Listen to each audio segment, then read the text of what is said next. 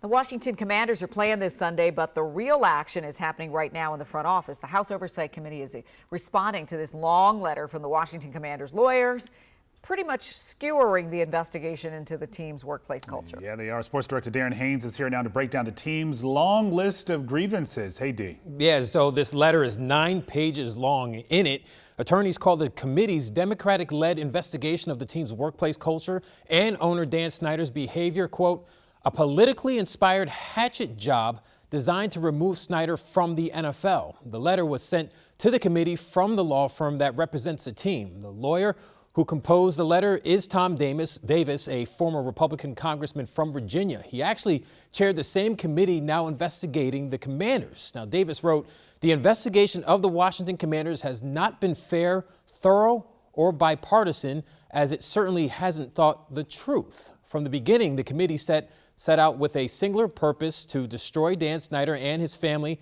and attempt with deception, innuendo, and half-truths to drive him from the National Football League. Now, Davis continues to lay out flaws in the investigation, including ignoring evidence that could have helped the franchise. It says former Washington employee Tiffany Johnson did not need to take an oath prior to speaking, while Snyder was required to be sworn in. The letter also blames former team president Bruce Allen for the culture, writing, the fraternity house culture that Mr. Allen instilled in the Commanders organization is the principal reason that the Commanders came under investigation in the first place. Now, former Commanders employee Megan Embert, who participated in the NFL's and Congress's investigation of Dan Snyder and the Washington Commanders, disagrees. The frat boy culture absolutely started before Bruce Allen. Bruce Allen didn't join the team until I believe it was December of 2009. What we know publicly is that there's a $1.6 million sexual misconduct settlement that was directly aligned to Dan Snyder.